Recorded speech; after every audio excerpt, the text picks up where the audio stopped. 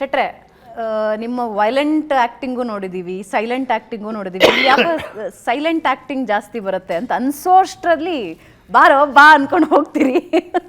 ಹೆಂಗೆ ನೋಡ್ಬೋದು ನಾವು ರಾಜ್ ಶೆಟ್ರನ್ನ? ಒಬ್ಬ ಸಾಮಾನ್ಯನಾಗಿ ನೋಡ್ಬೋದು. ಯಾರು ಕೂಡ ಅಂದರೆ ಈಗ ಒಂದೇ ಪರ್ಸನ್ ಅಲ್ಲ, ಬೇರೆ ಬೇರೆ ಜನಗಳ ಜೊತೆ ನಾವು ಬೇರೆ ಬೇರೆ ವ್ಯಕ್ತಿಗಳಾಗ್ತೀವಿ. ಜೊತೆಗೆ ಬೇರೆ ಬೇರೆ ಸನ್ನಿವೇಶಗಳಲ್ಲಿ ನಮ್ಮನ್ನು ಪುಷ್ ಮಾಡಿದಾಗ ನಾವು ಬೇರೆ ವ್ಯಕ್ತಿಗಳಾಗ್ತೀವಿ. ಇವನು ಕೂಡ ಹಾಗೇನೆ. ಐ ಥಿಂಕ್ ನಮ್ಮ ಥರಾನೇ ಬದುಕಿನ ಎಲ್ಲ ಗೊಂದಲಗಳು ಜೊತೆಗೆ ಸಾಕಷ್ಟು ಅಡೆತಡೆಗಳು, ಅದರಿಂದ ಓಡಬೇಕು ತಪ್ಪಿಸ್ಕೋಬೇಕು ಅಂತಿರುವಂಥ ವ್ಯಕ್ತಿ. ಬಟ್ ಒಂದು ಕಡೆ ತಪ್ಪಿಸ್ಕೊಳಕ್ಕಾಗಲ್ಲ ಅನ್ಬೇಕಾದ್ರೆ ಏನು ಮಾಡ್ತಾನೆ, ಒಂದು ಸ್ವಲ್ಪ ರಿಯಾಕ್ಟ್ ಮಾಡ್ತಾನೆ. ಮೇ ಬಿ ನಾರ್ಮಲಿ ಅವನು ನಮ್ಮ ಥರನೇ ಒಬ್ಬ ಸಾಮಾನ್ಯ ಅಂತ ಅನ್ಸುತ್ತೆ. ಸರ್ ನಗ್ತಾ ಇದ್ದಾರೆ. ತುಂಬಾ ಅರ್ಥ ಮಾಡ್ಕೊಳ್ಳೋ ಟೈಮ್ ಕೊಡಬೇಕು ನನಗೆ. ಈಗ ಅದೇ ನಾನು ಫಸ್ಟು ಈಗ ಅನ್ಕೊಂಡು ಈಗ ಮುಂದೆ ಕೂರಿಸಿದಿರಲ್ಲ, ಏನಾದರೂ ಆನ್ಸರ್ ಮಾಡಿದ್ರೆ ಅವ್ರು ನಗ್ತಾರೆ, ನಾನು ಎಲ್ಲಿಗೆ ಓಡೋಗ್ಲಿ ಅಲ್ಲ. ನೋಡಿ, ಒಬ್ಬ ವ್ಯಕ್ತಿ ಒಬ್ಬೊಬ್ಬರ ಹತ್ರ ಇದ್ದಾಗ ಬೇರೆ ಬೇರೆ ತಗೊಳತ್ತೆ ಅಂದಾಗ ಅದ್ರೊಳಗೆ ಎಷ್ಟು ಯಾವುದು ಅಲ್ಲ ಬಾಸ್, ಅದಕ್ಕೆ ಅಲ್ವಾ ನಾವು ಕೃಷ್ಣನ್ ಅಷ್ಟು ಇದು ಮಾಡೋದು. ಯಾಕಂದ್ರೆ ಕೃಷ್ಣ ಒಬ್ನೇ ಆಗೇ ಇರ್ಲಿಲ್ಲ ಅಲ್ವಾ, ಎಲ್ಲರ ಜೊತೆ ಬೇರೆ ಬೇರೆ ಇದ್ದ. ಈಗ ಏನಾದ್ರೂ ಕಂಸನ ಹತ್ರ ಹೋಗಿ ಕೇಳಿ, ರಾಧೆ ಹತ್ರ ಕೇಳಿ ಯಾರು ಕೃಷ್ಣ ಅಂತ ಕೇಳಿದ್ರೆ ರಿಪೋರ್ಟ್ ಬೇರೆ ಬೇರೆ ಇತ್ತು ಅಲ್ವಾ?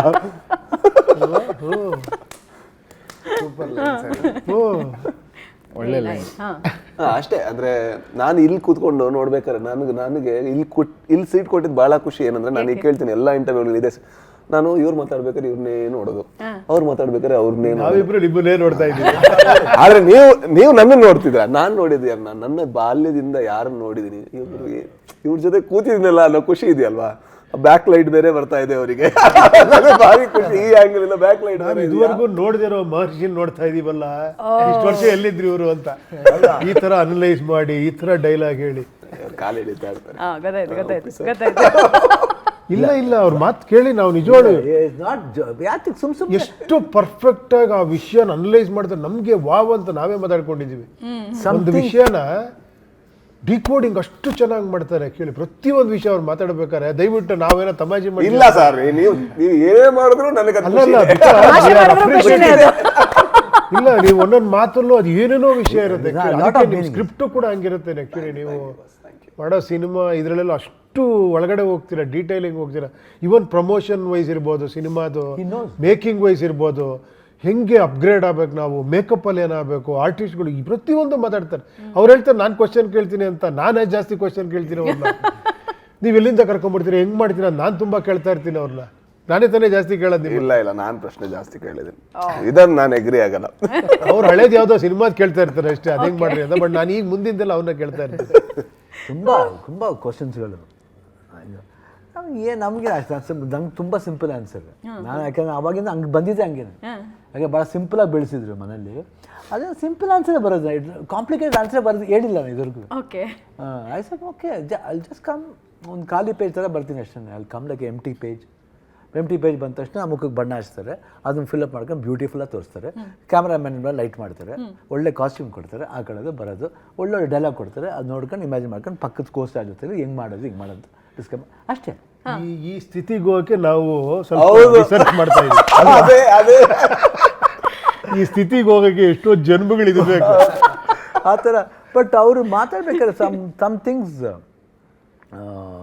ಪರ್ಪಸ್ಫುಲ್ ಆಗಿರಲ್ಲ. ಆಮೇಲೆ ಯೋಚನೆ ಮಾಡಿ ಮಾತಾಡಲ್ಲ. ಯೋಚನೆ ಮಾಡಿ ಮಾತಾಡಿದಾಗ ಏನಾಗುತ್ತೆ ಅಂದರೆ ಮ್ಯಾನ್ಪ್ಯುಲೇಷನ್ ಆಗುತ್ತೆ. It doesn't manipulate, it tells it like this. Analyse ಅದರೊಳಗೆ ಡೀಟೇಲ್ ಆಗಿ ಹೋಗ್ತೀರಾ ಅಂದರೆ ಯಾಕಂದ್ರೆ ಅದನ್ನ ಕಣ್ಣಲ್ಲಿ ಎಕ್ಸ್ಪ್ರೆಷನ್ ಗೊತ್ತಾಗ್ಬಿಡ್ತೀವಿ. ಕಣ್ಣಲ್ಲಿ ಏನಾದರೂ ಒಂದು ಬಂದ ಏನೋ ಡೌಟ್ ಇದೆ, ಇದು ಇಲ್ಲ ವಿತೌಟ್ ಇವಾಗ ಮಾತಾಡ್ಬೇಕು 45 ಬಗ್ಗೆ ಮಾತಾಡ್ಬೇಕು. ನನಗೆ ಅದೇನೋ ಗೊತ್ತಿಲ್ಲ, ಅವಾಗ ಐ ಓಪನ್ ಅಪ್. ಯಾಕೆ ನಾವು ಜೀವನ ನೋಡ್ಬಿಟ್ಟಿದ್ವಿ. ಉಪೇಂದ್ರ ಹೇಳ್ದಂಗೆ ಸಿಂಪಲ್ ಎಷ್ಟು ಚೆನ್ನಾಗಿ ಹೇಳಿದ್ರು. ಇದು ಕೇಳ್ತಾ ಇದೆ ಎಲ್ಲ, ಇದೇ ಜರ್ನಿ, ಇದೇನಾ 45 ನಮ್ಮ ಕಥೆ ಹೇಳ್ಬಿಡ್ತಾ ಇದೀವ ಅಂದಾಗ ಜನರಿಗೆ ಪುಕ್ಕ ಪುಕ್ಕ ಅಂತ ಆಗ್ತದೆ ಸರ್. ಪಾರ್ಟ್ 1 ಆಗಿದೆ, ಪಾರ್ಟ್ 2 ಬರ್ತಿದೆ ಅಂತ.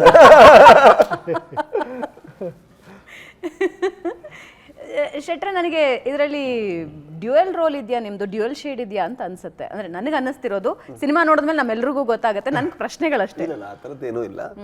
ಐ ಥಿಂಕ್ ಆಲ್ರೆಡಿ ಇಷ್ಟು ಅಂದ್ರೆ ಇವರಿಬ್ರು ದಿಗ್ಗಜರಿದ್ದಾರೆ, ಅವ್ರದ್ದೇ ಮಲ್ಟಿಪಲ್ ಶೇಡ್ಸ್ ಇದೆ, ಮತ್ತೆ ಈ ಪಾತ್ರಕ್ಕೆ ಮತ್ತೆ ಮಲ್ಟಿಪಲ್ ಶೇಡ್ ಅಲ್ಲ, ಹಾಗಲ್ಲ.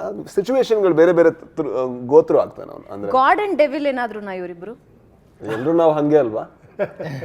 ನನಗೆ ನೋಡಿದಾಗ ನನಗೆ ಅನ್ಸಿದ್ದು ಗಾಡು ಡೆವಿಲು ಅಂತ ನನಗೆ ಅನ್ನಿಸ್ತಾ ಇದೆ. You have to answer. ಅಂದ್ರೆ ಅದೇ ನಾ ಮತ್ತೆ ಅಲ್ಲಿಗೆ ಹೋಗ್ಬೇಕು, ಕೃಷ್ಣನಲ್ಲಿಗೆ ಹೋಗ್ಬೇಕು. ಕೃಷ್ಣನ ಕಂಸನ ಹತ್ರ ಕೇಳಿದ್ರೆ ಏನ್ ಹೇಳ್ತಾನೆ, ಅಥವಾ ರಾಧೆ ಹತ್ರ ಕೇಳಿದ್ರೆ ಏನ್ ಹೇಳ್ತಾನೆ, ನಿಮ್ಮ ಆನ್ಸರೇ. ಅಂದ್ರೆ ಒಬ್ರು ಎಲ್ಲಾನು ಆಗ್ಬೋದಲ್ವಾ? ಅಂದ್ರೆ ಒಂದ್ ಮಾತು ಹೇಳ್ತಾರೆ, ಅಂದ್ರೆ ಒಬ್ಬ ಗಂಡಸು ಎಷ್ಟು ಒಳ್ಳೆಯವನು ಅಂತ ಅವ್ನ ಹೆಂಡತಿ ಹತ್ರ ಕೇಳಿ ಅಂತ. ಯಾಕೆ ಹೇಳ್ತಾರೆ ಅಂದ್ರೆ ಅವಳ ಹತ್ರ ಇರೋ ರೀತಿ ಅವ್ನ ಬೇರೆ ಹತ್ರ ಇರಲ್ಲ.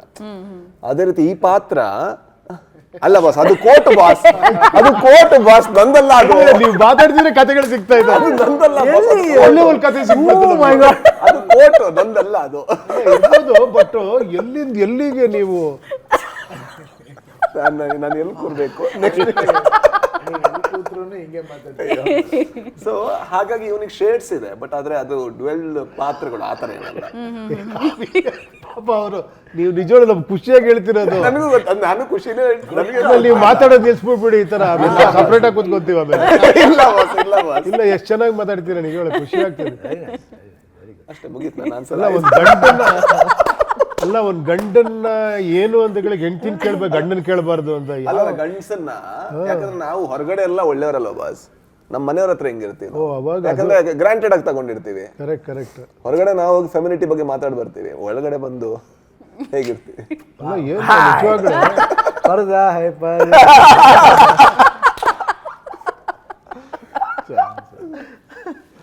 ಹೆಂಗ ಮಾಡಿದ್ರಿ ಶೂಟಿಂಗ್ ಹಿಂಗೆ?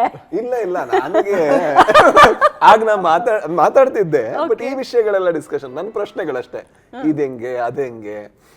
ಆಮೇಲೆ ಮಧ್ಯೆ ಇವ್ರು ಬಿಡ್ತಾರ, ಇಷ್ಟು ಮಾತಾಡಕ್ ಟೈಮ್ ಕೊಡ್ತಾರೆ. ಡೈಲಾಗ್ ಬೇರೆ ಹೇಳ್ಬೇಕು, ಜೊತೆಲಿ ಮ್ಯೂಸಿಕ್ ಟ್ರ್ಯಾಕ್ ಬೇರೆ ಮಾಡ್ಬಿಟ್ಟಿರ್ತಾರೆ, ಅದು ಬೇರೆ ಸೌಂಡ್ ಒಂದ್ಸಲ ಬರ್ತಾ ಇರುತ್ತೆ.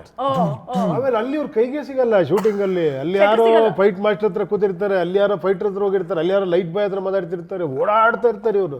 ಕೈ ಸಿಗಲ್ಲ. ಅಯ್ಯೋ, ಕೈ ಸಿಕ್ಕಿದ್ರೆ ನೀವು ಬಿಡ್ತಿದ್ರಾ? ಇಲ್ಲ, ನಾನು ನಾವು ಕ್ವಶನ್ ಕೇಳ್ತೀವಲ್ಲ, ಅದಕ್ಕೆ ಕೈಗೆ ಸಿಗ್ತದೆ. ಬಾಸ್ ನಾನಲ್ಲೇ ಬಾಸ್ ಕ್ವಶನ್ ಕೇಳಿ ನಿಮ್ಮ ಹತ್ರ, ನೋಡಿ ಎಷ್ಟು ಸುಳ್ಳು ಹೇಳ್ತಿದ್ದಾರೆ.